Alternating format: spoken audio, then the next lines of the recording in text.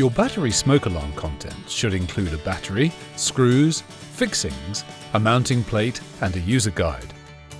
Alternatively, if you have a smoke alarm with sealed-in batteries that never need replacing, these will already have been installed into the alarm and so do not need to be inserted by the owner.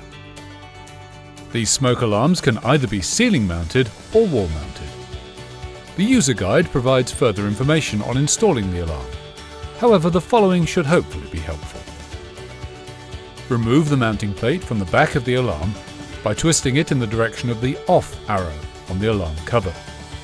To ensure aesthetic alignment of the alarm, use the A line on the mounting plate to line up parallel with the wall direction. Attach the mounting plate to the ceiling using the screws and fixings provided. After ensuring that the battery, or batteries if you have a smoke alarm with emergency escape light, is inserted correctly, attach the smoke alarm to the mounting plate by twisting the alarm in the direction of the on arrow on the alarm cover until it locks into place.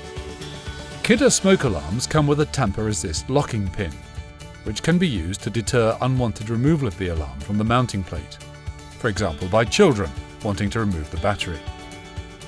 To use the pin, insert it into the hole on the side of the alarm after the alarm has been attached to the mounting plate. Note, the tamper-resist pin will have to be removed with long-nosed pliers before the alarm can be removed to have the battery replaced. Following installation, test your smoke alarm by pressing and holding the test button for at least 5 seconds.